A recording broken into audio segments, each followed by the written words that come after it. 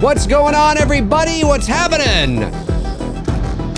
It is 11:05 a.m. Eastern Standard Time here on this, what is it, Wednesday? Wednesday, April the 19th, 2023. This is episode 209 of McRae Live. And yes, Insidious Chapter 5. They're not calling it Chapter 5, of course, but that's what it is. That's what it is. Insidious, the Red Door's first official trailer has dropped. I'm a big Insidious fan. We're going to talk about that, of course. Some of you may not know that. I've watched the trailer. Maybe you've watched the trailer. If you haven't watched the trailer, go watch the trailer, then come back and watch this episode of McRae Live, because we're going to talk about it and maybe what we can expect. Insidious, the Red Door. Insidious, the Red Door is releasing everywhere this July the 7th, I think it is. This, of course, so let me just start by saying this. Insidious, in my opinion, the first Insidious from 2000, well, technically it was officially released in 2010, and then it got a wide release in 2011. I went to see this in the movie theater back in April of 2011, I think it was, somewhere around there. I was downtown Toronto for a couple of voiceover sessions, and I had a couple of hours to spare in between sessions. And so instead of driving home, because I don't live right downtown, instead of driving home and coming back into the city, a couple hours later, I thought, you know what, I'll just go catch a movie. And right at Dundas Square, which of course is the sort of Times Square of Toronto, all the big LED billboards and the hustle and the bustle and the shopping and all that kind of stuff. And there's a movie theater there, of course, and they were playing Insidious. And I remember seeing the trailer for it and thinking, so I went and saw it. Loved it. It's my kind of a horror movie. James Wan, of course, directed. Even the opening title sequence of that first Insidious is fantastic. Just a really solid modern day. I've often said that it's true, up there with The Conjuring as well, the first The Conjuring. Coincidentally, both directed by James Wan. But Insidious is the first Insidious is one of my favorite mainstream studio-released horror movies of the last 20 years. Hands down. It's a really good, eerie, creepy, atmospheric, slow burn, drip feeding. It's eerie. And I really liked it a lot. And I really liked the theater experience of watching it that afternoon. And I can't for the life of me remember what voiceover sessions I was doing. It was 2011, right? So, geez, I don't know. I have no idea. I'd have to go back into my files and find out what the hell I was doing down there. Something, obviously, some commercial or promo work. But yeah, I really liked the movie.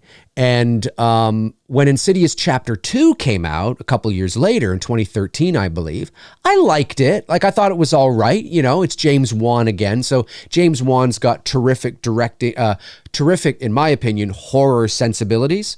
And so I don't think it's as good as the first one, but I feel very much how I feel about Insidious 1 and 2 is very much how I feel about The Conjuring 1 and 2.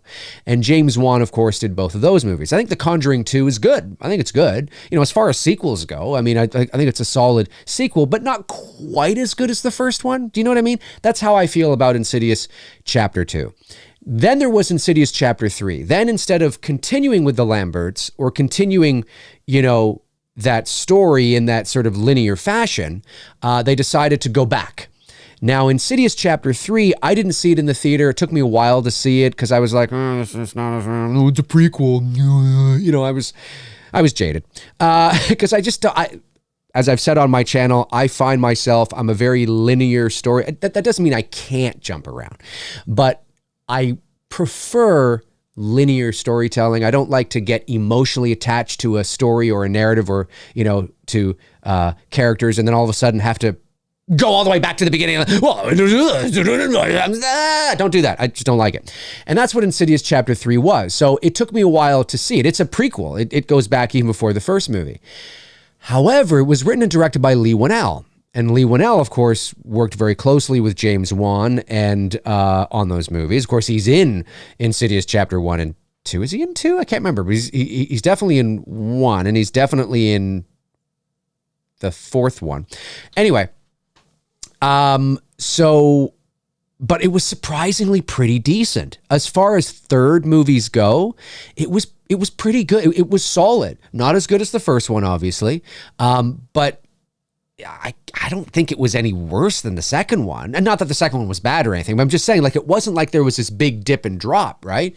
And that probably is largely to do with Leigh Whannell. You know, obviously he went on and directed another horror movie, which I think is one of the best mainstream horror movies of the last 20 years, which is The Invisible Man. I think that's fucking fantastic. He did that movie Upgrade as well. He's a solid director. So Insidious Chapter 3 is actually pretty good. You know, it's better than it should have been. Do you know what I mean? I never did see The Lost Key, Chapter 4. So it was starting with Insidious, the Lost Key. I think it's called The Lost Key. That's when they got rid of the subtitle chapter, which is unfortunate because John Wick is fucking owning it. You know, it's John Wick Chapter 4, you know, John Wick Chapter 2, 3, 4. We'll see if they do a Chapter 5 or if they suddenly just get rid of the chapter and put in a subtitle. I'm assuming that's eventually going to happen. It's a whole marketing thing. It's a psychological marketing thing with the audience. It's a whole fucking thing. But anyway, that's why they don't like using numbers, because they feel that that's a separate show. But anyway, so, but I like it. I like it because it's clearly defined. I like clearly defined linear storytelling. Anyway, so, of course, that was 2018. I never saw The Lost Key. It was also like a prequel telling the story of Liz. I think it's Liz, right? Is that her name? I think. Anyway, Lynn Shay. But now we have Insidious Chapter 5. And although they're not calling it Chapter 5, it is Chapter 5. Insidious, The Red Door. Okay, you know, I saw the poster. The poster is on the thumbnail here. You've probably seen the poster as well. I like the poster. I just don't think we should have the body that's lying on the ground. Get rid of the body and just have the red door. Just have the red door with that light over it with, you know, the claw marks on it. That's all you need. You don't need this body kind of creeping out from the door. It's like, no, get it out of there. I'm like, no, that out. Of course, I would have been vetoed because obviously I understand why that's there. I get why it's there. But I think it's stronger without it, personally. But that's just me. So a few years ago during the pandemic, of course, when this was all announced, it was announced that Patrick Wilson was coming back and Rose Byrne was coming back. And that's exciting because we haven't seen the Lamberts since Chapter 2. And the Lamberts, like the Warrens in the Conjuring series, are the heart of the franchise. You know, we become emotionally attached to those characters. And, you know, so I hate to say it, no disrespect to Lynn Shay. I mean, she's a horror icon, I guess, in her own, I don't know if icon, I don't know if I'd go icon, but she's certainly a you know, horror alum in her own right, of course, being in Elm Street and other horror films. But I wasn't emotionally attached to her character. Like with all due respect, I don't give a shit about her character. I mean, she's a nice side character, but I don't feel for her the same way I felt for what's her face in Poltergeist. You know, you know what I mean? I'm not really, I don't know. I like her character and I think she's there, but I don't think she's a strong enough character to center an entire film around, which is why I was really disinterested in that fourth film. Because it's the Lamberts, it's the heart of the family, it's the family dynamic, it's the love, it's the heart, it's those actors, it's the Lamberts that really, you know, allow audiences to become emotionally attached to that dynamic and those characters. And when you remove that from the equation, it feels hollow and weird. And now you're okay. Well, Lynn Shay's there. Okay. She's cool, I guess, you know, and I mean, and she's fine and her character's great. And I understand the lore and the history of the character, you know, and I get all that, you know, as it relates to, Patrick Wilson's character, but it didn't interest me. Very much like The Conjuring, right? The Warrens, Ed and Lorraine Warren, also Patrick Wilson, They are the heart. Even The Devil Made Me Do It, which was like a gigantic, The Devil Made Me Do It, I think is a more of a step down in a third installment than Insidious Chapter 3 is. The Devil Made Me Do It was like, it wasn't terrible, but, but you still had Ed and Lorraine Warren. And so you are emotionally attached to that dynamic, those characters. We're watching it in a linear fashion. We're not bouncing around, we are watching them, which I think is really cool. So the fact that the Lamberts are coming back excited me. And the kid from those first two movies is the same actor. Because it's been like, 10 or 11, no, it's been like 13 years since they actually shot that movie. It's 10 years in the actual story. But the kid that you see in the trailer for Insidious, The Red Door is the same actor. So that's really cool because it didn't have to be the same actor. But that's really cool that he's still acting and or at least he's still good enough to come back and do that role. So that's pretty cool. And of course, Rose Byrne, who I absolutely love, she's back as well. And Patrick Wilson's back. And it's his directorial debut. So now that that's out of the way, I had to say all that and kind of set you all up of how I am with the Insidious franchise. I was looking forward to this because of those notes, right? Patrick Wilson is coming back. Rose Byrne is coming back. The kid, you didn't have to get the same kid, but you got the same kid who's now like 23 or 4 or however old he is. That's cool. Maybe he's a bit older than that. That's cool. Okay. So even though that's good psychologically for the audience, right? Even though you didn't have to bring back the same actor because he was so young in the first movie, you could have hired anybody who was 23 or 4 and, that had sort of a resemblance and we would have bought into it. It would have been okay. But knowing that is the same actor and it looks like the same kid, just 10 years older, psychologically that's good for the audience for that emotional connection and that emotional attachment. And so that's really cool. I was like, okay, and it's a sequel. It's not a prequel. It's because the other two movies were prequels. This is actually really, for all intents and purposes, this is Insidious Chapter 3 if you want to get technical, right? Like in the chronological story, it's 10 years later. We are now following the Lamberts again. That interests me. That excites me. So I was looking forward to this, right? Much more than I was The Lost Key or whatever the hell that was. So, so I watched the trailer. I've watched it a couple of times and it's funny because I like the trailer. I do. But I think I like and this doesn't mean that the movie's not going to be good. The movie could be spectacular. But I think I like the trailer primarily because of the nostalgia, because of seeing those characters back again, because they were the heart of the first Insidious movie, those first two movies. Now, Insidious is not nearly as popular as The Conjuring. And I get it. I understand why.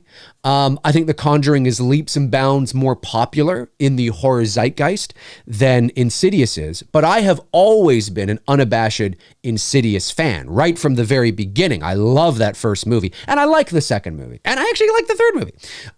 But I've been a big Insidious fan, especially that first film.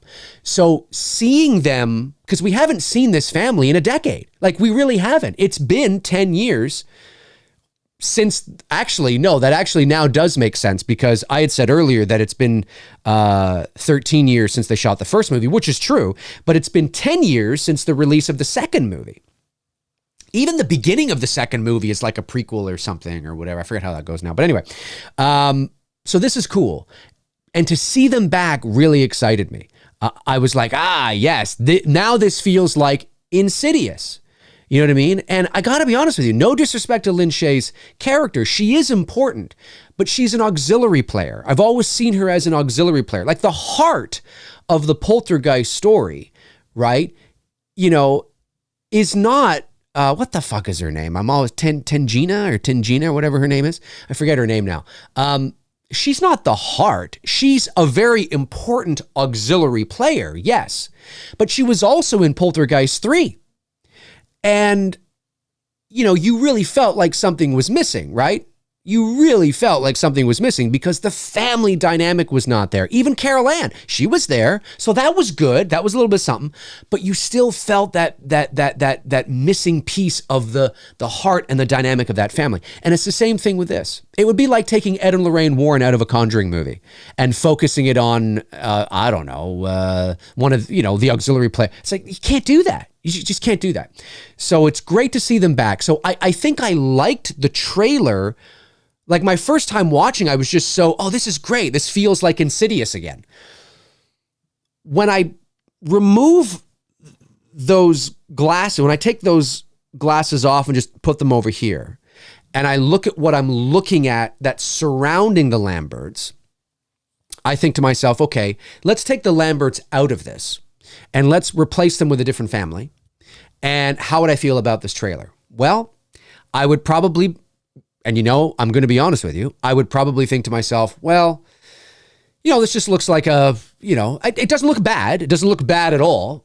It's interesting. But I don't know how this movie's going to go. Like, basically, that's what I'm trying to say. Does it look good? Sure. I did like it better than the Boogeyman trailer. I think the Boogeyman trailer just looks like, and maybe it'll be good, right? We've all seen, not that either trailer was terrible, but I'm just saying we've all seen trailers to movies that haven't done it for us. We've watched the movie and it's been like, oh my God, that's fucking amazing. We've also seen trailers that look spectacular. We watch the movie and it's like, that was dog shit, right? So who knows? But I did like this trailer. Even without the Lamberts there, I think it's a better trailer than the Boogeyman. But again, that also could be because it has the mythology, it has the history, it has, it's Insidious, it's got the brand, right? Even I know the Boogeyman is a short story by Stephen King, but it doesn't carry the same cachet. So I was kind of meh about the Boogeyman, to be honest with you. It just looks like every other fucking horror trailer I've seen. Insidious kind of has that. The Red Door kind of has that. If you take the Lamberts out, like full transparency, I admit that, yeah, it kind of, but it's still got that Insidious cachet to it, right? It's still, and seeing the red-faced Darth Maul demon was pretty cool. Right? Just kind of getting that glimpse of him at the end standing behind, the kid. I'll call him the kid. He's not a kid anymore, but you know what I'm saying. I forget the kid's name now. Jesus. This happens when you hit your mid-40s. Anyway, so I look at the trailer. I like the idea that it's 10 years later. I like the idea that the kid's going off to college. And we've seen things like this before, but it makes sense. And that obviously the father wants to spend some time with his son. And there's secrets. There's things that have been suppressed that maybe they've kept from Dalton. That's the kid's name, Dalton, right? I think it's Dalton. Yeah, Evil Alex says Tangina. That's right. So I was kind of right. I was in the ballpark. I think I said Tingina or whatever I said, or Tangina. Dalton, I think, is the kid's name. So I think, and we sort of get that from the trailer, that there are things that they have kept from Dalton, maybe to protect him. There's obviously, he was a little kid at that time. So there's obviously, it was a very traumatic event that he went through. It makes perfect logical sense from a psychological perspective that he would suppress that sort of, any sort of traumatic or horrific things, perhaps, that he has suppressed. So I think that makes sense. So we get kind of, a bit of that in the trailer. And obviously there's secrets, right? This is all about family secrets. But what family secrets are there? Are there going to be some twists? Are there going to be some turns? I'd like to see that. I'd like to see a moment in this movie where we go, oh, shit. Do you know what I mean? Why not? I mean, it's got to make sense and everything has to be properly motivated, of course, but I would like to see something like that. Not just necessarily secrets about the family as a whole, although I think we are going to get that, but just something that makes it turn it on, makes it just sort of turn some things on their head a little bit. I think that would be interesting. I don't know what that is, but I think that would be interesting. So, but again, I mean, it's a first look. It's a trailer. It looks like, yeah, I'm optimistic. It's just great to have the Lamberts back, and maybe this will be the first Insidious film. Again, I haven't seen the fourth one, but maybe this will be the first one where I'm like, I don't know. But with the heart of the Lamberts there and the dynamic or the family dynamic, it could carry a somewhat maybe mediocre film into a pretty good film, because of the characters. I don't know. I mean, it's Patrick Wilson's directorial debut. So obviously he is familiar with the franchise. He obviously is, the star of those first two movies, working, alongside James Wan. James Wan is a producer on the movie, I believe. And I think Lee Winnell, is even a producer. Now, the film is written, the screenplay is by Scott Teems of Halloween Kills fame. So now he's also written some things that have been fine as well. I mean, just because the only time that you should ever get worried is if you look at a writer's filmography and everything they've written is a total disaster. A total disaster. Thank you, Donald. I should have that soundbite. Of course, it probably anger a lot of people, but anyway, the world we live in. So, but yeah, I mean, if there is a list, if everything they've written is a complete disaster, a total disaster, then you could be like, you know what I mean? But Scott Teems is, he's written some things that have been fine too, right? You know what I mean? So, but he did also have, and he wasn't the only writer on Halloween Kills either. There were other, chefs in the kitchen. So, I think he also had a hand in Firestarter as well, the most recent Firestarter, which didn't get great reviews. I thought it actually looked pretty good, but it didn't get great reviews. So, we'll see. I don't know. I have no idea. The only thing that again, it's a trailer, and I understand why these trailers show the things that they do. But one of the I'd have to go back and watch the Insidious trailer, the first Insidious trailer. I'd have to go back and watch that. It's been a while since I've watched it. But that movie was, the mood, the atmosphere, the slow burn, the drip feed, the tension, right? It was very much like the first Conjuring. It was great. I just hope this movie, as I've always said on this channel, doesn't peak too soon. Do you know what I mean? We don't want this movie to peak too soon. They showed a lot of in the trailer. I get it. I understand it. I just hope that's not all of it. I hope there are still some surprises, some genuine suspense, genuine mood, atmosphere, some creepy, it really feels like those first two Insidious movies, especially those first. It really feels that way. I hope we don't that the writing isn't just, well, the Lamberts are back and that'll take care of the rest. As I've said, can that family dynamic and that emotional connection, that nostalgia for the audience help lift the movie up a little bit? Sure, but you still have to have a good horror movie somewhere, And so I hope that's what we're going to get. But overall, I think the trailer was fine. It was fine. It didn't blow me away. It was great to see the Lamberts there. And I think there's definitely potential. There's some things that I saw in the trailer where I'm like, I want to see more of that. I want to see how that plays out. I want to see the beginning of that. How does that all come to be? So I don't know, but how long can you, this movie, I didn't realize this, but, well, let's go over to the other screen, actually. I had prepped this to mention earlier, but this is from John Squires of Bloody Disgusting, says, Insidious the Red Door trailer, Patrick Wilson directs final chapter in Lambert family saga. So this worries me a little bit for two reasons. Number one is this going, now this could just be, like a Friday the 13th, the final chapter sort of thing, right? It's just used for, now mind you, final chapter, the words final chapter are not used anywhere in the marketing. So, is this going to be the final chapter for the Lambert family? Maybe it will. And if it is, my concern is that I have no interest in, just full disclosure, I have no interest in seeing a Insidious movie without them. That's why I still haven't seen part 4. I saw part 3 because Lee Winnell directed it. So I was like, oh, maybe this is, and I was pleasantly surprised. But I'm just, and again, no disrespect to Lin Shaye's character. I get the importance of her character to the Insidious franchise, but she's always been, to me, an auxiliary player, a complementary player, like Tangina, whatever it was there, in Poltergeist. Very important, but you can't center an entire film around her because you're missing the heart, right? And so if this is the final film in the Lambert family saga, then leave it. Then just leave it there. The Red Door is the final Insidious movie. Now, as we know, this is a business, show business. And if this movie is gigantically successful or even, does very well, we'll get another one. And my worry is that then they'll go off and, it'll be another prequel. It's just like, stop it.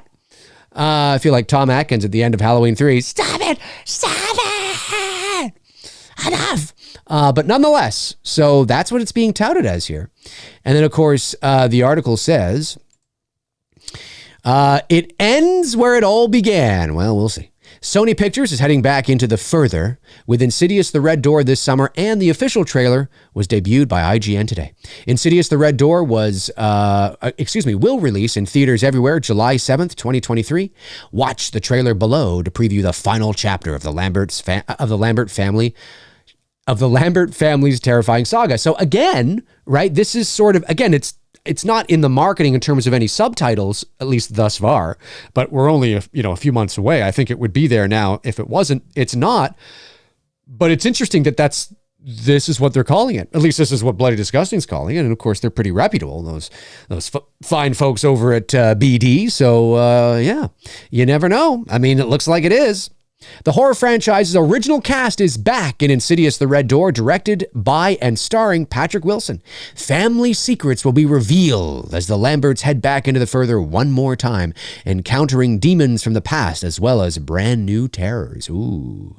In the film, quote, to put their demons to rest once and for all, Josh, that's his name, I forgot about that. Josh, Patrick Wilson, and a college-age Dalton, Ty Simpkins, must go deeper into the further than ever before. I like that. Like, I like going deeper into the further than ever before. That's cool. It's like traveling even further into the darkness and vastness of space. I like that kind of shit. Like, that's cool. What lies behind the Red Door? We'll find out this summer. The original cast from Insidious is back, with Patrick Wilson also making his directorial debut, Ty Simpkins, Rose Byrne, Andrew Astor, and Lynn Shay, of course. Also starring Sinclair Daniel and Hayam Abbas. The film is produced by Jason Blum, Oren Peli, James Wan, and Lee Winnell.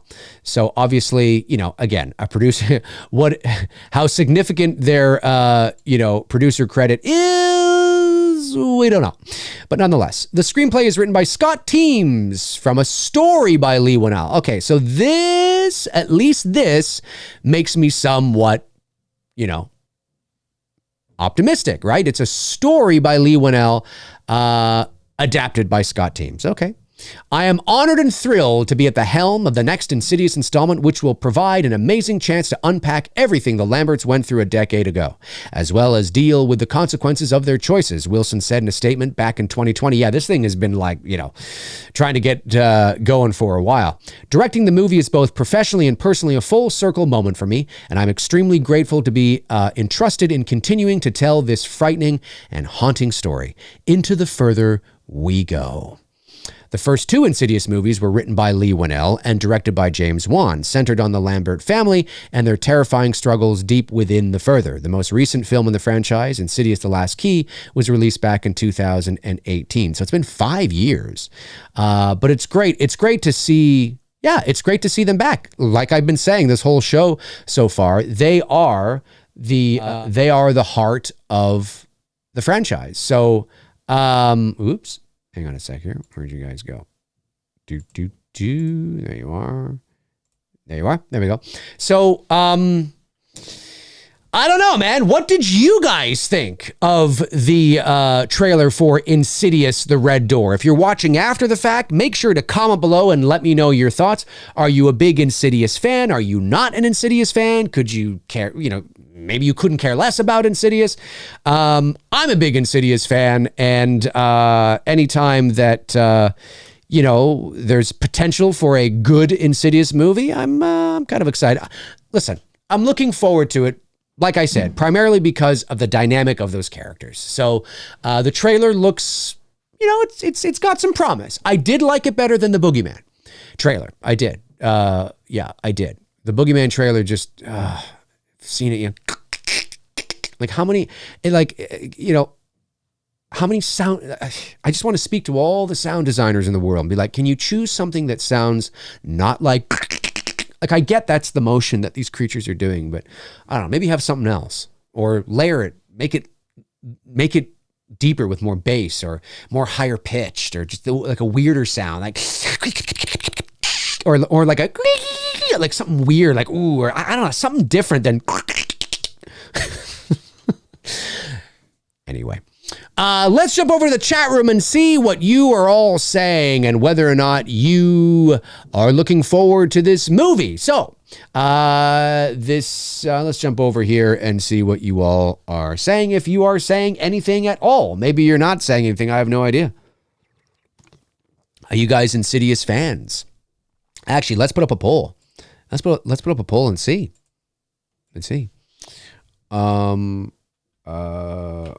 Are you a fan of, I don't want to say the franchise, but are you a fan of, let's say, are you looking forward to Insidious 5? Are you looking forward to Insidious the Red Door? Okay. Yes or no. There you go. I have asked the community. Are you looking forward to Insidious the Red Door? This will tell us how many people in the chat care. I care. Let me see. What do we got here? Rexian. Only saw the first one, mostly into the Conjuring franchise. I think I would revisit it if I were you. Yeah, see, that's the thing. There's not a lot of fans. Well, I'm not saying not a lot of fans, but the Conjuring franchise seems to overshadow it. And I get it, but the first Insidious is really good. The second, watch the third one too. It's pretty good. It's not bad. I think you'd be like, you know what, this is actually not bad.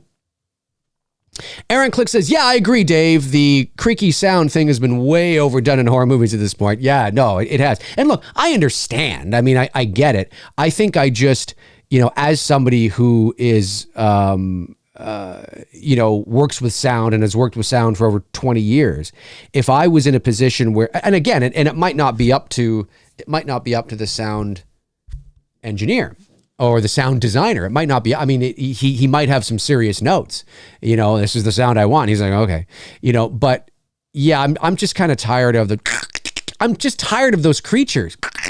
It's just every horror movie, and it's like, guys, less is more. Less is always more. I'm telling you, when it comes to horror movies, it always is. Somewhat Dweeb says chapters 1 and 3 are good. Chapters 2 and 4 are okay. There hasn't been a bad film in the franchise yet. Hopefully the 5th chapter doesn't break the trend of odd numbered chapters being good. I actually like chapter 2. I do. I think chapter 1 is the best. And I think, in my opinion, I think chapter 2 and 3 are comparable. I think, but again, you had Lee Winnell directing chapter 3. And so, I'll tell you right now, if The Red Door was written and directed by Lee Winnell, I'd be very excited. I'd be through the moon excited. I'd be like, oh yeah. Like I said, he helped to write those, first films. He's worked with James Wan. He directed 3. He directed The Invisible Man, Upgrade. There was a while there where he was attached to a remake of Escape from New York. Now I think it's Radio Silence that is heavy into Escape from New York now, I think, if I'm not mistaken. But very early on, like a few years ago, maybe before the pandemic, I think Lee Winnell was attached to potentially write and direct a sequel or either a sequel or a remake to Escape from New York. And I was like, oh, yeah. I like Lee Winnell.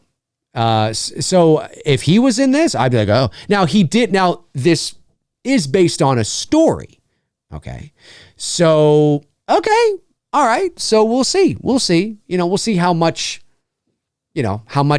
influence he has in the end. But it's interesting nonetheless.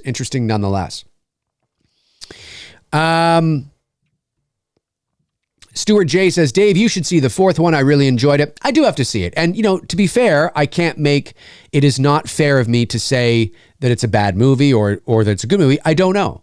I just know that I lost interest. The reason why I haven't seen it is not because I think it's going to be shit. I just lost interest because it was the second movie in a row that the Lamberts were not there. Lee Winnell was not involved, I don't think.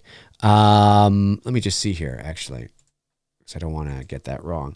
Insidious, The Last Key, not The Lost Key, The Last Key. Oh, no. Okay, it was written by Lee Winnell. Okay, it was also written by Lee Winnell. Fair enough. Okay, that's cool. So, okay. I would definitely give it a shot. I just know that I wasn't. It's just what happens with me, and I recognize that maybe I'm the only. Well, I'm not the only one, but I recognize that maybe this is nitpicking or it's anal, I guess, and I get it, but whenever I just don't like getting attached to characters for then, the story to suddenly say, well, we're going to abandon this. And now we're going to go back and show you what happened, 10 years before the first one. Like, I don't give a fuck. I don't need to see that. You can show me that in a brief flashback or some sort of really cool exposition scene with Lynn. I don't need to go back. Stop bouncing around. I hate it when they do that. I really do. Now, I don't mind if you wrap up a franchise and then you suddenly do like a series or something that takes place before. Okay, sure, fine. But like in a movie franchise, so we're because really what ends up happening is you go like 1, 2, before 1, 2, now 4, now before 3, 2, before, like, what are we doing? Just go 1, 2, 3, 4, 5, 6, 7, just keep going. The problem is, and this is the problem, is that like a lot of horror franchises, you run out of ideas. But they feel that, well, why don't we tell a story that happened before, because then psychologically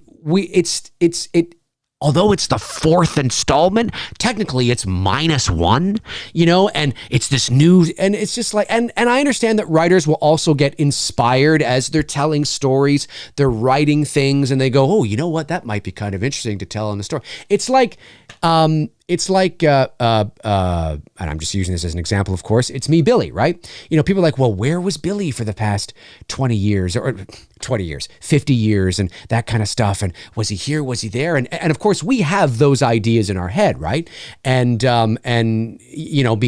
it's okay to be able to allude to certain things, through exposition, or maybe you get, the audience gets some ideas and they can fill in the gaps on their own. That's fine. That's cool. But it would be like us going, okay, so we're going to wrap up chapter 2. And then after It's Me, Billy chapter 2, Bruce and I are going to write what happened in those 50 years. And that'll be chapter 3, but technically it's -1 before. And now stop. We don't need that. Just stop doing that, Hollywood. Stop it. It's just a pet peeve of mine. And again, and it's not that there aren't good stories to be had. And listen, I'm always open to maybe I'll watch chapter 4 and go, you know what, that was pretty, I watched chapter 3 and chapter 3 is a prequel to chapter 1, right? And I was like, you know what, that actually was pretty good. It's not that it can't work. It's just, if I had a choice, I would rather have just gone right from Insidious chapter 2 to this story we're getting now. Right? I would rather just do that, It's just, I don't know. It's just this bouncing around. And maybe that's one of the reasons why, that I'm not a big universe person.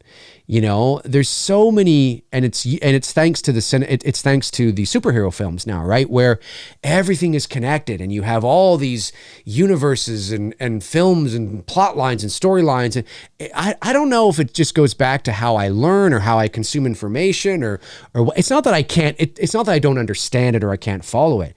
It just feels so big, and I don't know. I'm just like, I don't need that. Just tell a good story. And not that you can't tell a good, I have to preface this all the time, because if I don't, someone's going to go, well, so what you're saying, the Marvel Cinematic Universe is a great story. Yeah, I'm not saying it isn't. There's a great meme out there that and it's totally true, because this is the internet, where you've probably seen it, where somebody will be like, I prefer apples than oranges, or something like that.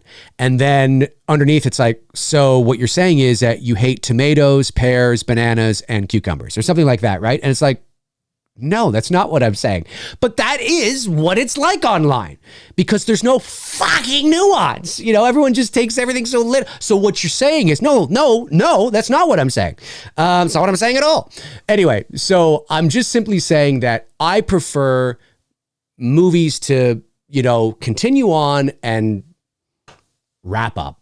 That's just how I feel about it. So if this really is the last of the Lambert story, I think you should just end it. Just end it and just kind of, call it a day and that's it. Listen,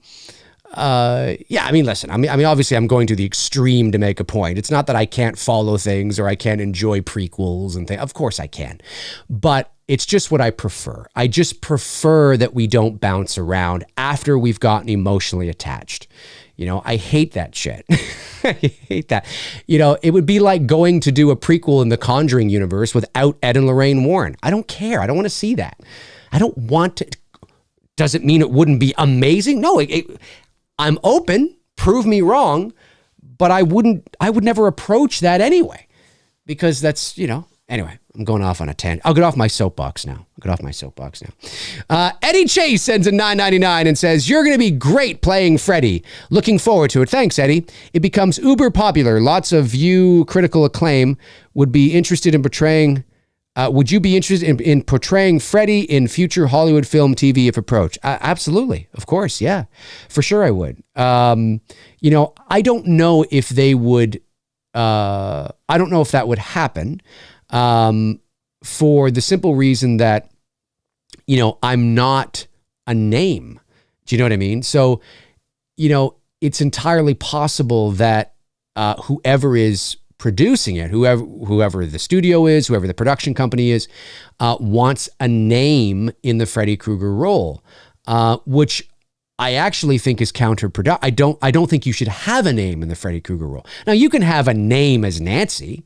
We've often, Tony and I have often said that a great Nancy, if you were rebooting it, doing like a remake or something, a great Nancy would be that girl from Cobra Kai, that main girl, not the Peyton girl, the LaRusso girl. She's got that Nancy quality about her, right? And obviously she's not, an A-list star, but I mean, she's a name. You'd be like, oh yeah, her. You know what I mean? Like if you want to have names, kind of maybe a name or two in the movie, whatever it is, that's fine. But I think Freddy should be an unknown. Robert Englund was unknown. I know yes, he was on V as the happy, friendly alien, but he wasn't a household name. When Robert Englund was cast in Elm Street, he wasn't a household name. He wasn't. He had some success on V, but it's not like, everybody knew who Robert Englund was. He was still a relatively unknown actor, really. So it was Freddy Krueger that catapulted him into the stratosphere, into the mainstream. So I think you need to do that. I don't think it should be Kevin Bacon, because Kevin Bacon, he's like 65 himself. And by the time they get it going, he might be 66, 60. I mean, he's almost 70 himself. So no, not Kevin Bacon. And he's too well known. And he's too old It's got to be somebody, in and around my age. And I don't mean that, to, say it's got to be me. I'm just saying it's got to be somebody, anywhere between like 35 and 45, like somewhere in there, so, and I'll be 44 next month. So, I absolutely could do it 100% full on. I've been a professional actor for 22 years, mostly behind the microphone, but it's still acting, folks. Voice acting is acting. It's one of the things that people who are not too familiar with the world of voiceover maybe don't quite understand. It is acting. I have theater experience, stage experience. I do understand the craft. So yeah, I feel fully confident in stepping into the role to do it. It's just, would they hire me? Probably not. Maybe they would. If I was the best person for the job and they liked what they saw in that Dylan's New Nightmare, like, hey, who's that guy? We've got to get him. He's fantastic. Then yeah, maybe they would. And would I say yes? Absolutely. Of course I would say yes. Hands down. I would say yes, for sure. It would be a dream job. It would be a dream come true. And I feel that I do feel that I would bring justice to the character, to the role. For sure. I don't think I would embarrass anybody. Now, but it also depends on, what they want to do, right? I mean, just because I look like Robert in Dylan's New Nightmare doesn't mean I'm going to look like Robert in a remake or a reboot of A Nightmare on Elm Street, right? Because, it depends on, it's his likeness too, right? There's a bit of Robert's likeness in Freddy, which could be problematic in terms of, it could be problematic. So they may want to make Freddy look a bit different. Maybe they want to do it, it all depends on what the approach is to Freddy. What is the approach to Freddy? Is it Freddy from the past? Is it, the spirit of Freddy? I don't know. But if they wanted me to do it, I absolutely would do it 100%. And it'd be a lot of fun. Thanks for the super chat, Eddie. Appreciate that. Somewhat Dweeb says, and yes, to whoever said it, Jenna Ortega was in the second chapter. I doubt she'd make an appearance in chapter 5, even for a cameo. Yeah, she was in the second chapter. She was very small, though. She was 10 or something? 8? I forgot about that.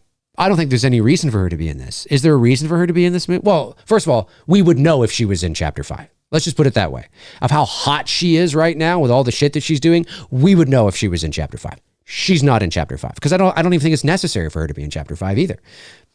But yeah,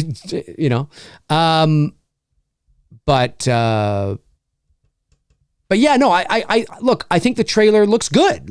And when I say it looks good, I don't mean that. Like I always put an asterisk there because it's like, it looks like it could be good, but I don't know. I got to see it. The Boogeyman looks, and maybe it'll be the complete opposite. Maybe the Boogeyman will be the movie that I'll like more. The Boogeyman just kind of reads same old to me after watching the trailer. Insidious chapter 5 feels like there's some promise there. But I also have to say it could be because of that nostalgia, because of the Lamberts. I mean, that has to have an effect. You guys know me. I'm always going to be honest with you. It absolutely has an effect. Seeing, Rose Byrne back and Patrick Wilson back and the kid that played Dalton, it's the actual actor. I mean, it brings that authenticity. It brings authenticity and credibility back to the franchise, right? So that definitely has an effect and makes me excited to see it for that. So, but it looks like it has some promise, and hearing tiptoe through the window. I mean, yeah, that definitely hearing the Tiny Tim shit again is that whether that'll be in the actual movie, I don't know. Could just be in the trailer. But that again helps you.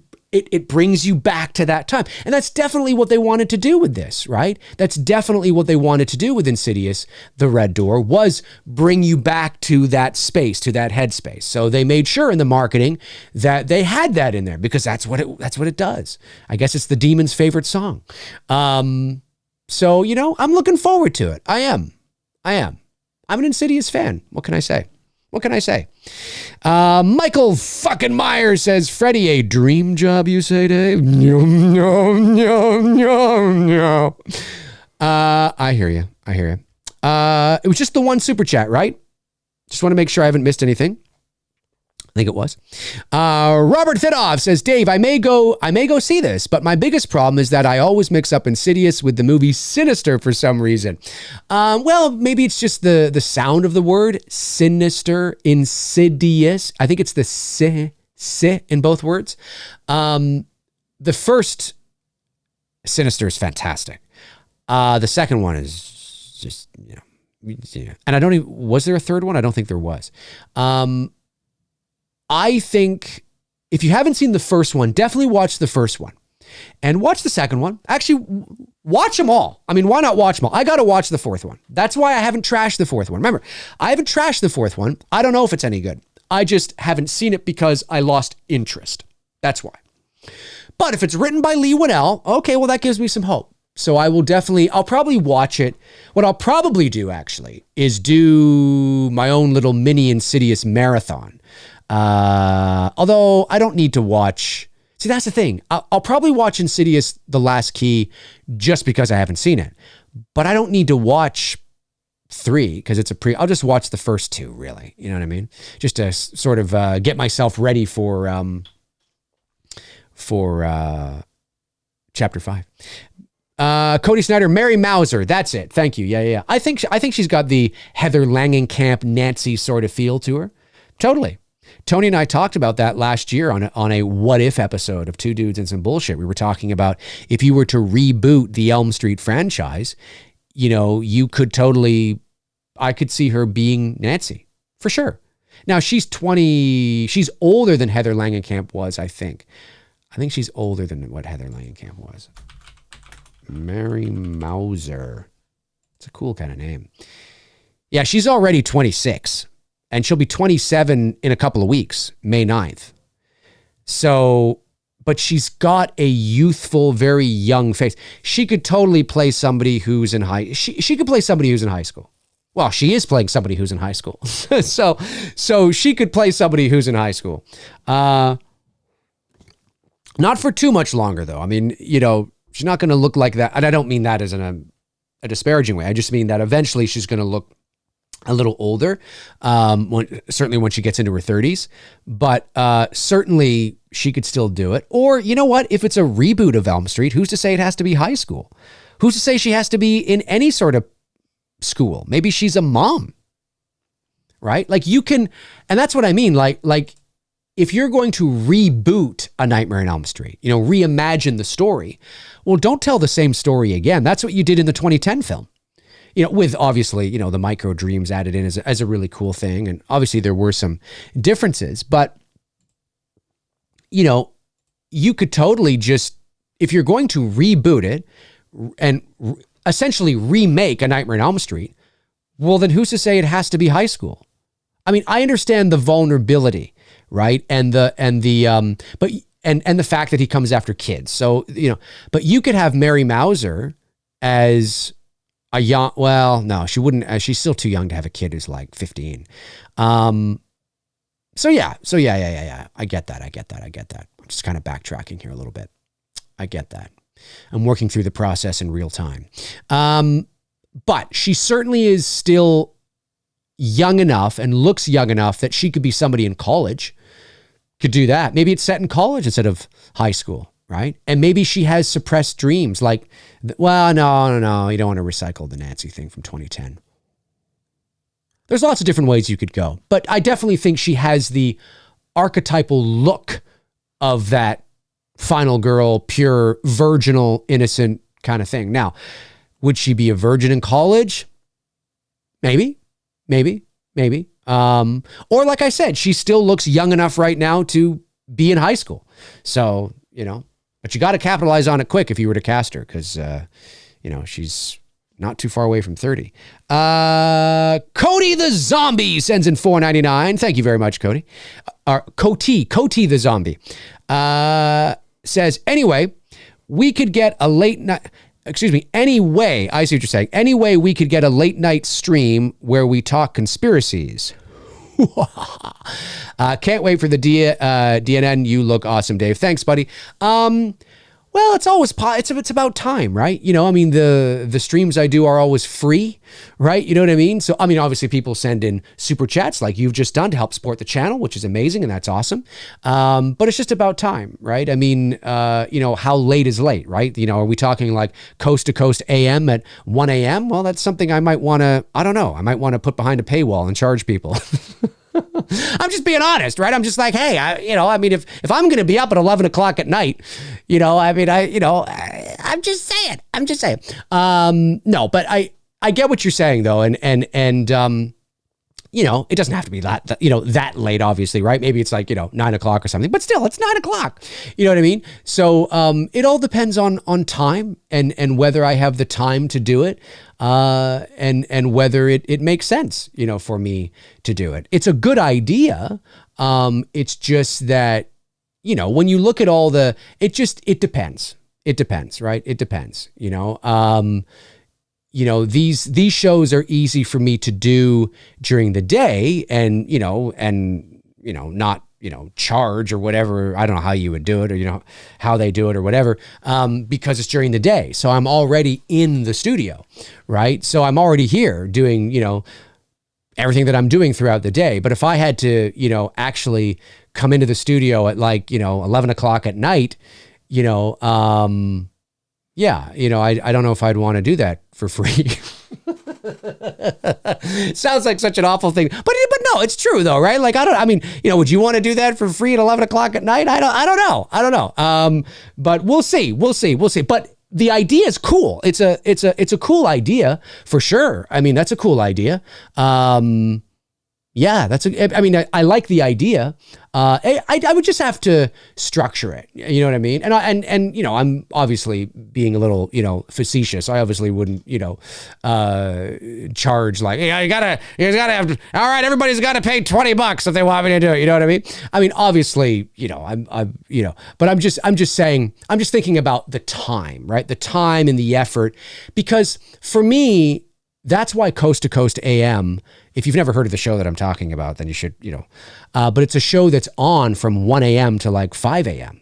And one of the cool things about having a show, to your point, Cody, is that it's cool to be like, it's talking about conspiracy theories and like ghosts and I don't know, Bigfoot and all that kind of stuff is really and aliens. It's cool to talk about that stuff when it is so late, right? Because there's an eeriness, there's an atmosphere, right? Because there you are watching it on your phone in bed at 11:30 at night or 1 a.m. or something, right? And the lights are out. It's like watching Unsolved Mysteries at 9 o'clock at night. You know what I mean? Because it used to come on way back in the day. I don't know if you're old enough to remember. I assuming you are, but back in the day, it used to come on at 9 o'clock at night, and I used to watch it in the dark and and it's so having, so in order for a show like that, you're talking about to be really, effective, I feel, I mean, you might think, no, dude, you could do it at 8 o'clock. Yeah, I could do it at 8 o'clock, sure. But in order for a show like that to really be cool, really be effective and eerie, you got to do it at midnight, man. You got to do it at midnight. You know what I'm saying? You got to do it at midnight, Now, I could pre-record it at 5 o'clock in the afternoon and then just upload it so it goes live at midnight. But then you don't have the engagement with me talking to the chat room, right? Now, I could have the chat room live and you could talk amongst each other, but you can't interact with me because I'm technically not live. I think it's cool if we're all like this, like it's actually live and we can interact, right? And it's midnight. Ooh. After midnight with Dave McRae. Ooh. But, do I want to be up at that time? For free. You know what I mean? So anyway. But it's a cool idea. It's definitely a cool idea. A very generous super chat comes in from Josh McKenna. Thanks, Josh. Really appreciate that, man. Says, have you heard about child stars who are on shows on Nickelodeon or Disney Channel getting bullied, abused, and having terrible working conditions? A lot of child stars have come forward with disturbing stories around abuse. I have heard this. Yeah. I mean, I can't think of any specifics, but I mean, look, it's not unprecedented, right? For, especially back then, and if you think it was bad in the 80s, I mean, go back to the 50s and the 60s, I mean, look, without talking about any specifics, yes, obviously we've heard about a lot of the allegations, especially when it comes to, sexual abuse, pedophilia, verbal abuse, physical abuse, emotional abuse, in regards to not just child stars and minors, but obviously women as well, men too. Hollywood has been able to keep that stuff under wraps, and even working conditions. I mean, listen, when you are using SAG-AFTRA or ACTRA, by law, this is one of the reasons why, there are rules and regulations around how long an actor can work, when they are, having lunch, when the breaks are, what they get for overtime. I don't know what it's like in the States for SAG-AFTRA, but I know here in Canada, because obviously we're dealing with this now, with ACTRA, and of course it makes sense, right? There's, a work day is 8 hours, and then anytime after 8 hours, it's overtime, but only up to a maximum of 12 hours. Right? So, a union actor, you can't go beyond that. Well, it's easier to enforce that now because of just it's easier to enforce now because of the internet, the free flow and access to information. It's so much easier to know about rules and regulations now, and people to be on it and share it and that kind of stuff. So it's very difficult to get away with anything. But you go back into the 80s when there was no internet. There was a lot of abuse and a lot of pushing the boundaries in terms of how long an actor was on set for, or the working conditions of an actor or a child star. I mean, there are rules and regulations around minors on set, and what they can and cannot do, and how long they can and cannot work for. How many hours they can work for before they have to go and do school. All those kinds of things are, and it's not like those things didn't exist back in the, the 80s. They did. It's just, it was far easier to take advantage of and hush under the rug because, the world didn't have access to it. Right? There was no internet where you could go onto the SAG-AFTRA website and read about this, and complain. And it's so much more difficult, and for the better, of course. Nobody wants to be emotionally, physically, or certainly sexually abused on a set. But does it still happen today? It does. It's probably far less so than it was, 40, 50, 60 years ago, for sure. But does abuse still happen today? It does. And so, you're hearing about all these crazy stories, about these child stars and women that have come forward and about the abuse that they had faced back in the day. And it's very real. It's very, very real. I'm not saying that there aren't people that don't come forward that make false claims. Of course there are. But it's very real, and it's I think it's good. I think it's a good thing. I think it's good. If you treat people with respect, if you treat people with dignity and respect and fairness and love and kindness, they are more willing to work. Listen, obviously it's easier said than done. Making movies is very hard. Certain working conditions can be incredibly difficult. But look at James Cameron, right? James Cameron is notorious for being a fucking asshole on set. They don't call the abyss the abuse for nothing. James Cameron is known for pushing his actors. Look at Kubrick. Do I think Kubrick could get away with the shit today? No. Kubrick would be canceled. Cameron would be canceled. Cameron has mellowed a lot over the years. I think largely by you have to mellow or you're not going to be able to make the movies you want to make. And age. I think age also mellows people as well. It does. But Cameron, you talk to people about Cameron. Listen, he's one of the greatest filmmakers in the history of the medium, hands down. But you talk to actors who worked with him on, Terminator and not necessarily Terminator, but certainly The Abyss and Titanic. You talk to Kate Winslet about the shit that she suffered in Titanic. And she said she would never work with him, ever again. Obviously, she did on Avatar: The Way of Water. Obviously, some reconciliation and conversations must have been had. But yeah, and Kubrick's not the only one, but he was known for pushing and Do you think, look at poor Shelley Duvall, and the 200 takes she had to do on that stair scene. Do you think he could get away with that today? No fucking way. No fucking way. So yeah, it's pretty crazy stuff with all that craziness that have come forward. It's crazy stuff. Michael fucking Myers says, Dave with the whispers, McRae SMR. Ooh, hello and welcome to McRae After Dark. Today, we are going to be talking about aliens. Yes, aliens.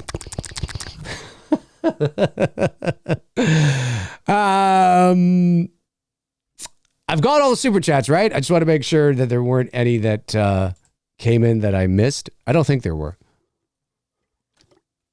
How much time do I have left in the show? I got about 20 minutes left in the show. That's good. Hey, reminder, It's Me, Billy. It's Me, Billy, Chapter 2, Indiegogo campaign, Monday, May 1st. Start saving if you haven't already. We need all hands on deck. I don't know what to think, man. I don't know. I felt this way in 2020 when it was like, do you think you're going to raise the budget? And I was like, I don't know. And we did. I feel the same way about this one. People have like, do you think you're going to raise the budget? I'm like, I don't know. I have no idea. Maybe. I hope so. We can't deliver the movie if we don't. So, it either, we either raise the money and make the movie or we don't. So fingers crossed. And like I said, it's not, we have said, Bruce and I have said that in order to be in a good spot, like I think we're going to be in and around the $90,000 mark is what we're going to need to raise. If we can raise at least between 50 and 60, right, in those 2 months, then we're in a good spot. Then that means, you know what? Let's run another campaign and see if we can make up the difference, right? And like I said, there's 945 people that like the It's Me Billy Facebook page. 945 people. It's a lot of people, depending on how you're looking at it, but it's also not a lot of people. If 945 people all bought a Blu-ray, we'd be close to $60,000. So I'm just saying, it can be done. There's 945 people that like the It's Me Billy Facebook page. So I would assume that those 945 people would love to support the campaign. Now, obviously, I recognize that everybody's financial situation is different, right? Things can be tough for certain people. Absolutely, 100%. I'm just saying, in theory, when you look at it on paper, it can be done. We just need we just need 1,000 people to all buy a Blu-ray. Then we'll have at least probably $60,000 Canadian, $60,000 Canadian. So I'm just saying, we need all hands on deck. We can do it. We did it once before. We can do it again. I have faith we can do it again. Evil Alex says, not 2 years later, I think you go back to It's Me, Billy, watch it and say, I would have done this or that different. Oh, for sure. Yeah. I mean, not a lot. I mean, because it was as Tommy Lee Wallace said about the original Halloween, there wasn't a lot of fat that was trimmed. Same thing here. But that's largely because, that's not just because, we're so good and we got everything we wanted. No, it's also largely because, it's a low budget independent horror movie, which is what Halloween was.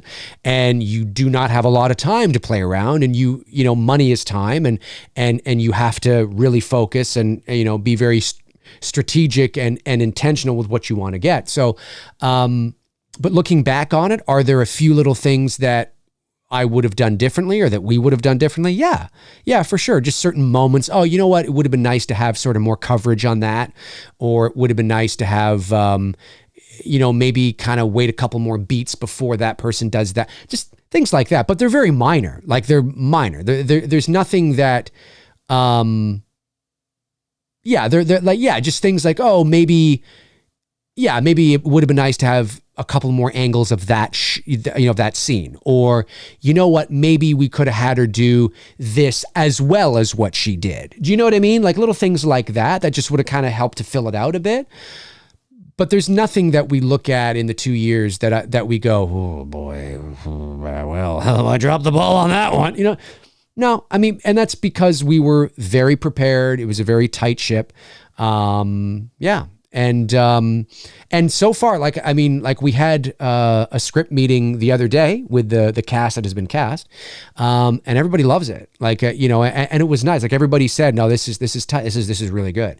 And because we're also bringing it home now, right? We're bringing it all together. So I think people are gonna, if we get a chance to do chapter 2, I think people are gonna watch chapter 2 and then watch chapter 1, which sometimes happens, right? With films, you'll watch part 1 again with a new sense of appreciation. We go, I'm seeing it now. I'm seeing how it, because you have the second half of the movie. You know what I mean? So it all comes together, right? The arcs are complete, right? Things are making sense now. Why was Grandma in the basement? How was it? Okay. Like we're building to that final now, right? So that's why we really want to tell it, because it's very exciting. And Lynn, of course, who's a Black Christmas alumni, she said, and she's in our movie, and she said that she loves the script. She said, it's so cool because she says, now I have answers to the questions that people always ask me, which is so cool because we're an unofficial sequel, and Lynn goes to conventions and people go up to her, for autographs and stuff, and always ask, what about this? What happened this? What happened here? And she's like, I don't know. And she's like, well, now I have answers. And that's really cool. That's really cool. Now again, of course, we still preserve the integrity of the ambiguity and the enigma, of course, of certain things that need to remain a mystery. Of course, we do that. But Lynn just meant that now she's got she's got certain answers to certain things that now she can say, which is really, really cool. But everybody's on board. I mean, everybody really likes the script, thinks it's quite tight, and the suspense is great and all that kind of stuff too, and that's great feedback, and that's what we do. We like to give the script to the actors, let them have it for a couple of weeks, and then we set up a meeting to talk to them and get their feedback. You know what I mean? And obviously the final decision comes down to Bruce and I, of course, and if there's something that an actor suggests that we don't like, we'll just be like, well, yeah, no, no, we don't like that, and this is why we're doing it. But, it's important to us to get that feedback because, they are the ones that are playing these characters. And sometimes they'll say, things like, I see why you wrote this, but I actually feel that, Agnes would say this and not that, or I feel that, Billy might actually do more of this, or, whatever the case is. And sometimes we're like, wow, you know what? That's actually a good point. That's actually a good point. It's actually a good point. Which happened at our feedback. Not specifically that. I just mean there were some suggestions or comments where we were like, oh, you know what? That's actually a good point. Let's write that down. So it's always good to get that feedback so everybody's on the same page. It makes the actors more excited. We get more excited, and we see where we land. And so so that's what we're doing now. We're going to be doing a sort of taking the notes from the actors. Everybody had notes, but it wasn't anything bad. Like, it wasn't like, oh boy, okay, well, I think this whole thing needs a complete... No, it was just minor notes. It was just kind of like, how about you have this and then that? And we're like, oh, that's actually pretty good. It was just little things like that about their characters, right? About certain things, and which is exciting. It's very exciting. So yeah, there isn't anything about the first one that is major, just little things. And it was a great learning experience, and we take that learning experience into chapter 2. And if we get a chance to do chapter 2, and I always say if, because like I said, it's so stressful. Crowdfunding is so stressful. It's great. It's fun, but it's so stressful, as I'm sure you can imagine. But but yeah, it's to be able to complete the story is very exciting.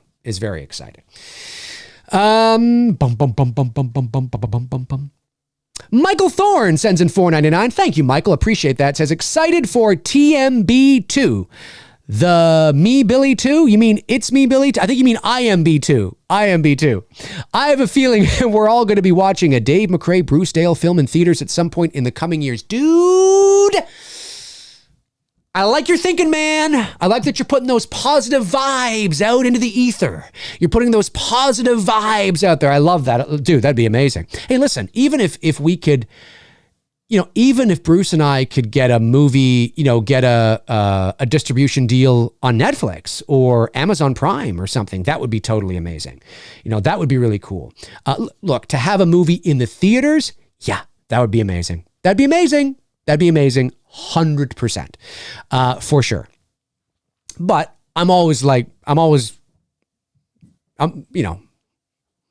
to, streaming too. That's pretty cool. But yeah, It's Me Billy Chapter 2 will be the last fan film that Bruce and I do.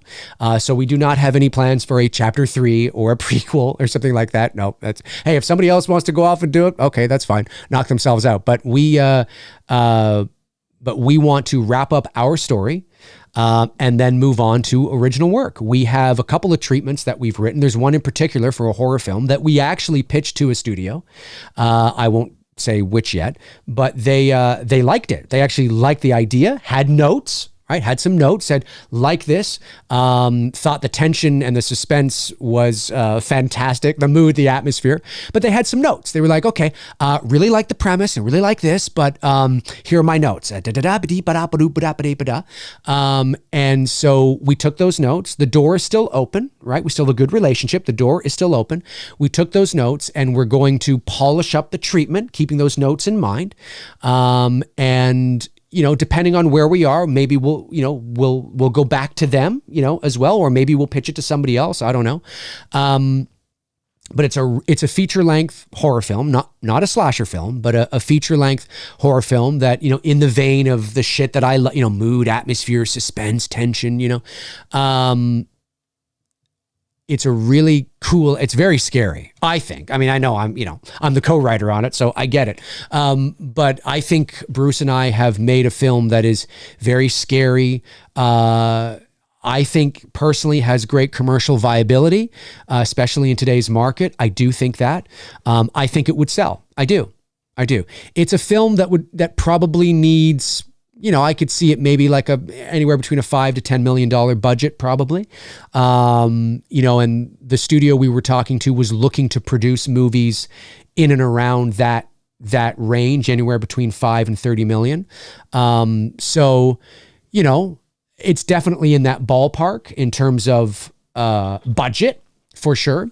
So, but the door's open on that. But Bruce and I decided to finish off It's Me Billy, finish off the story, continue to pad our portfolio, gain that experience that we need so that we can also have a finished narrative piece. It was because of It's Me Billy Chapter 1, because of the quality and everything about it, that got us that door open. So that's really good. So we're hoping that Chapter 2 will be able to only continue that and show what we can do with such a low budget. Low budget in the world of, movies. I mean, a $90,000, it's not nothing, but certainly in the world of movies, that's no budget. That's nothing. So that was the reason why we decided to do Chapter 2, because we wanted to complete the story because we're artists and we want to have it feels unfinished because it is. So we want to complete it. And it's another opportunity for us to hone our skills, deliver something of professional quality through and through, and use it as a portfolio piece as well. And now we have a finished narrative piece that, we're only stronger for it. That's how we're only stronger for it. And we're continuing to work on that treatment as well. So, but in the meantime, we thought, well, why don't we finish this, this Black Christmas sequel that we've begun. So, but yeah, man, listen, we would love it. We would love it. And we have other, we have other ideas as well. Bruce has got an idea for a comedy, which is really funny. I have an idea for like a science fiction, like a sci-fi film, which I've kind of talked about, I think, on the channel. There's other ideas we have as well. I mean, obviously, I will always lean more horror, and I think Bruce will always lean probably more sci-fi, which is actually not a bad combination. Science fiction, horror, hey, they go together. So, but yeah, I would love it. I would love if Bruce and I could make a living making movies. That would be awesome. Obviously, I'm not making a living right now making movies. I'm a voice actor. But being in the entertainment industry and being connected has helped, in that regard. And Bruce, of course, being in the film industry on the education side, has obviously helped us as well. So we'll see where things go. We'll see where things go. But yeah, to make a living making movies and have a movie in a theater, it'd be awesome. Putting it out there, right? Really appreciate that, man. Thank you. Colin Murdy says, can't wait for IMDb Chapter 2. I'll certainly contribute to the campaign. Thank you, Colin. Really appreciate that, man. Like I said, we want to get at least between 50 and 60,000 Canadian to warrant being in a good spot and being able to run another campaign if we don't meet our goal. And if, 1,000 people all bought a Blu-ray, I mean, it's easier said than done. That's 1,000 people. That's a lot of people. But I'm just saying, right? Like, I have 28,000 subscribers. If 1,000 of you all bought a Blu-ray, well, we'd be in a good spot. I'm just saying. I love you guys. Chester Franklin Jr. says, Dave, will you and Cecil do a Dylan's New Nightmare 2 after Dylan's New Nightmare? Looking forward to It's Me, Billy Chapter 2. You guys got this. Mark those calendars, May 1st, 2023. Thank you, Chester. Really appreciate that, man. Well, Dylan's New Nightmare is set up very much like what It's Me, Billy was. It is the first installment in a series of films that Cecil would love to do. And again, if when you want to produce professional quality, it's sometimes easier to take things in stages because you have to ask for so much, right? And so, like, if we knew that we would be able to raise $150,000, Bruce and I would have asked that out of the gate. But we didn't because we knew we weren't going to raise it, and we were right. So we just did the first half. Very similar to what Cecil has done with Dylan's New Nightmare. Now, Cecil has, whereas with It's Me, Billy, we just had a two-parter, right? A two-part miniseries. Cecil has a story that will likely expand over another 4 installments. However, if Dylan's New Nightmare rocks it and goes through the roof, and he feels that he can combine those installments into one feature-length movie, that's what he will do. Very similar to what Vincent DiSanti did with Never Hike Alone. So Vincent DiSanti did Never Hike Alone. He raised the money for Never Hike in the Snow, which was a prequel. And then he was going to do Never Hike again, Never Hike this. Like, he had like 4 short films he was going to do. But he took a chance and thought, you know what? Let's see if we can raise the budget to shoot a feature and combine them all into one movie. And he did it. And that's why you're getting Never Hike Alone too. So a similar thing could happen with Cecil and Dylan's New Nightmare, where he decides, you know what? It's so successful. People love it so much. Why don't we just ask for $250,000, see if we can raise it and just shoot a feature film and combine, that kind of thing. Right. So, and maybe that's the right thing to do. Maybe that's the right thing to do. I don't know. I'm not sure. We'll have to see. But yeah. Aaron Click says, Dave, for Chapter 2, are you worried about the returning actors' appearances possibly being slightly different now that a couple years have passed? No, not really. I mean, no, because not enough time has passed, right? It's only been 3 years. Victoria was 24 when she shot part 1. She'll be 27 when she shoots part 2. 24 to 27. Not a big difference, right? The only thing we have to worry about is continuity, right? The right hair color, the right hair length, the right wardrobe. Same with Caro Coleman, who played Agnes, right? I don't know how old Caro is.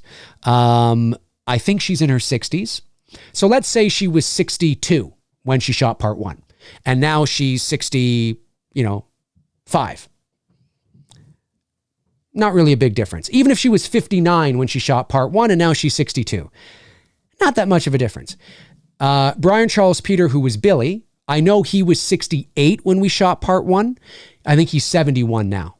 You know what I mean? It's pretty marginal. When you get to a certain age, the age gap gets smaller and smaller in terms of the look. And Billy, we know, we don't see his face anyway. He's always shrouded in darkness. So as long as Brian has that gorgeous long silver hair, which he does, then it's fine. 3 years is not a big difference, right?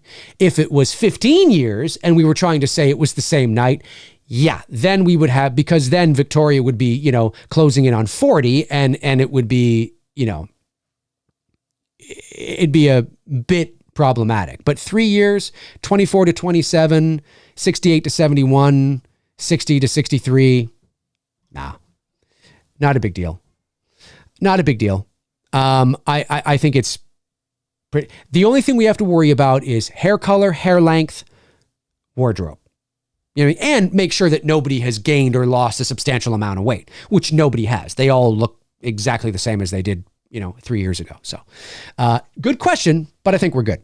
All right. Have I got the super? I think I've got all the super chats as far as I know. Anyway, I think I have. We're closing in on the end of the show. As a lot of you know, McRae Lives, I like to keep to 90 minutes unless there's some reason why, I have to go over. I will do that, but I do like to keep them to 90 minutes. And today's episode doesn't warrant going over. But we still have 4 more minutes or 3 more minutes left. Let me see here. Scrolling back to see Fishing with Fishgull says, I got a Blu-ray for Chapter 1. I'm already waiting outside in a tent to pre-order a Blu-ray for Chapter 2. Yes, my man, Fishgull. Yes, he's lined up. Kevin Fishgull is lined up. I think it's Kevin, right? You're lined up. Unless this is another Fishgull. You're lined up. You're outside. You're there. Lined up. People are walking by. What are you in line for? Billy 2, man. Billy 2. Oh, fuck. Is this the line for Billy 2? Yeah. This is the line for Billy 2, man. This is the line for Billy 2.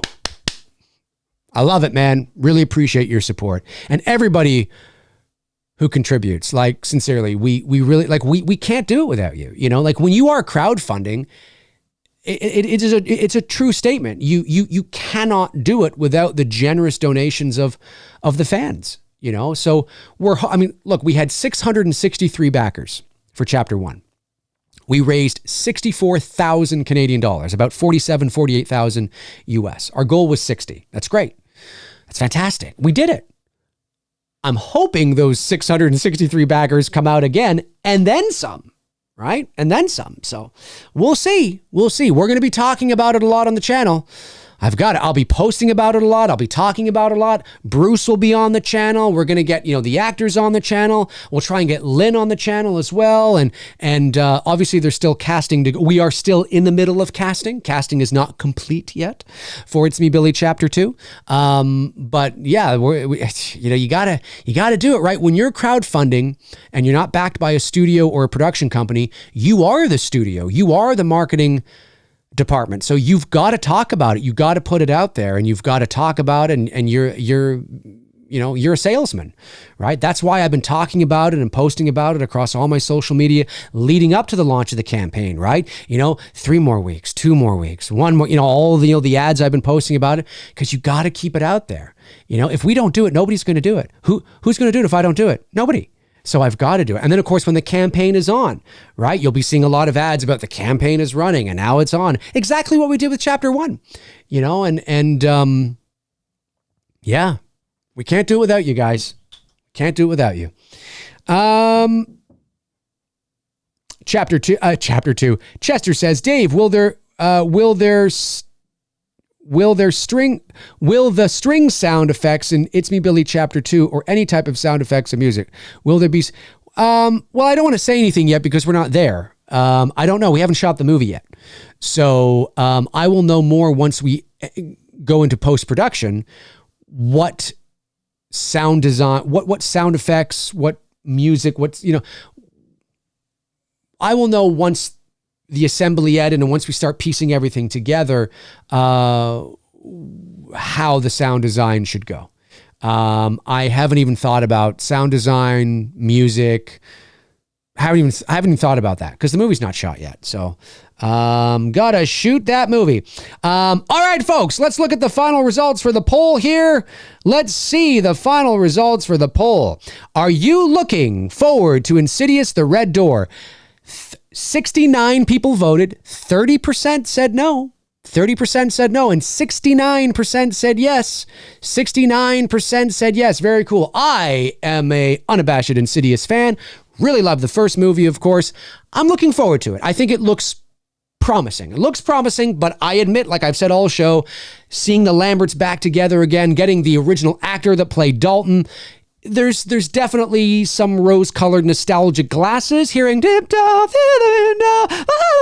definitely that is a part of it for sure. But I'm holding out hope. I'm cautiously optimistic. I'm looking forward to seeing it. I think it's a good trailer. They showed a lot of, but when do trailers not do that? I'm cautiously optimistic. Lee Winnell, of course, a story by Lee Winnell.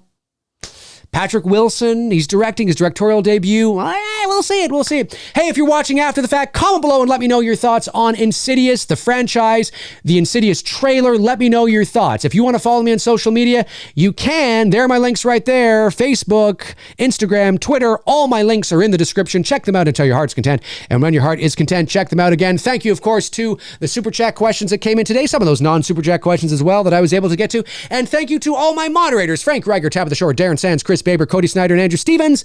I really appreciate you doing what you guys do. It means a lot. I will be back, I'll be back next Monday, or on Monday, of course, for Two Dudes, but I might have maybe a Q&A in me somewhere before then. We'll see how it goes. Have a great rest of your Wednesday, and I'll talk to you all soon. Alrighty. Cheers.